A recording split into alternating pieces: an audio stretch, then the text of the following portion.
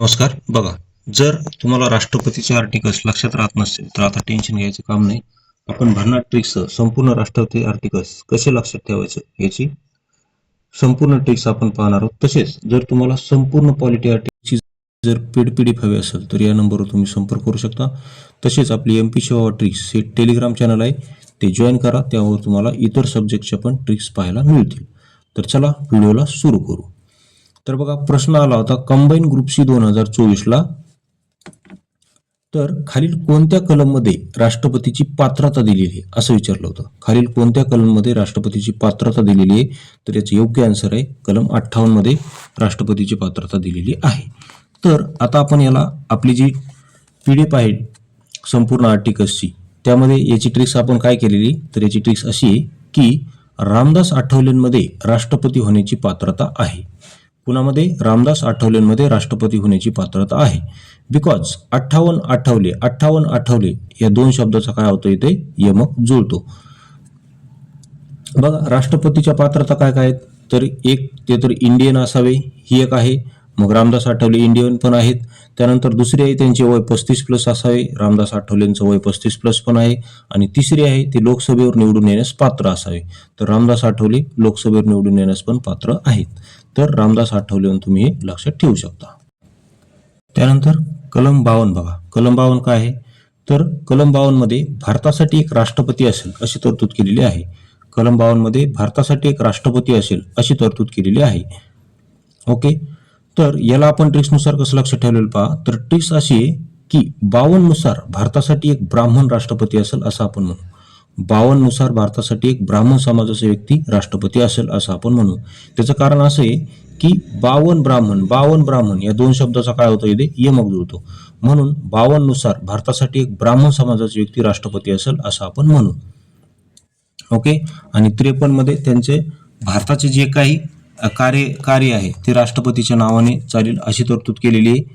त्यानंतर 54 मध्ये भारताची निवडणूक, भारताच्या राष्ट्रपतीची निवडणूक आहे. आणि 55 मध्ये निवडणूक पद्धत आहे. बघा, 54 मध्ये निवडणूक आहे आणि 55 मध्ये पद्धत आहे. याची संपूर्ण ट्रिक्स आपण PDF मध्ये दिलेले आहेत. 55 मध्ये पद्धत आहे आणि 54 मध्ये नुसतं निवडणूक आहे. तर पद्धत बघा, 55 आणि पद्धत दोन्ही शब्दाची सुरुवात प ने होते असं लक्षात ठेवा. आणि ही पद्धत आपण आयर्लंड कडून घेतलेली हे पण लक्षात ठेवा. त्यानंतर 56 बघा, 56 आहे राष्ट्रपती पदाचा कार्यकाळ. 56 आहे राष्ट्रपती पदाचा कार्यकाळ. तर 56 कसं लक्षात ठेवायचं बघा, राष्ट्रपती त्यांच्या ऑफिसचं कार्य संपले की छकड्यात बसून घरी जातात. ऑफिसचं कार्य संपलं की छकड्यात बसून घरी जातात. म्हणजे छकडा म्हणजे घोडागाडी, मग घोडागाडी म्हणजे छकडा. छकडा आणि 56 दोन्ही शब्दाची सुरुवात छ ने होते असं लक्षात ठेवा. त्यानंतर कलम 57 आहे, राष्ट्रपती परत कितीही वेळेस निवडणूक लढू शकतात. भारतीय राष्ट्रपती कलम 57 नुसार भारतीय राष्ट्रपती परत कितीही वेळेस निवडणूक लढू शकतात. एकदा निवडून आले तर ते परत कितीही वेळेस निवडणूक लढू शकतात. असं त्यांना परत असं बंधन नाही की एकदा निवडल्यानंतर दुसऱ्या वेळेस लढू शकत नाहीत, असं त्यांना बंधन नाही. मग तुम्ही मला सांगा की भारताचे कोणते राष्ट्रपती हे सलग 2 वेळेस निवडून आलेले आहेत. तर बघा, आता याची लक्षात कसं ठेवायची त्याची ट्रिक्स सांगतो. तर 57 मध्ये तुम्हाला शेवटी 7 दिसते. ओके, 57 मध्ये शेवटी 7. तर या 7 वरून काय म्हणायचं की भारतीय स्त्रिया म्हणतात की मला 7 जन्म आणि जन्मोजन्म एकच पती पाहिजे.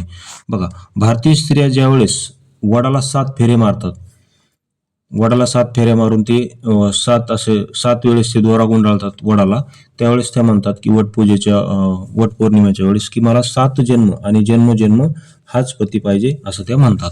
म्हणजे 57 मध्ये शेवटी 7 आहे म्हणून तसं लक्षात ठेवा की मग भारतासाठी पण राष्ट्रपती हा परत किती वेळेस निवडणूक लढू शकतो, परत 7 वेळेस निवडणूक लढू शकतात राष्ट्रपती, असं तुम्ही लक्षात ठेवू शकता. कारण भारतीय स्त्रिया म्हणतात की मला परत तोच जन्मोजन्मी तोच पती पाहिजे. मग तो पिदळा असू कसा असू तरी पण त्यांना ते म्हणावं लागतं. ओके, त्यानंतर बघा, हे झालं 57. 58 आपण पाहिलं. 58 मध्ये राष्ट्रपतीची पात्रता आहे, म्हणजे 58 मध्ये राष्ट्रपती होण्याची पात्रता आहे, हे आपण पाहिलं.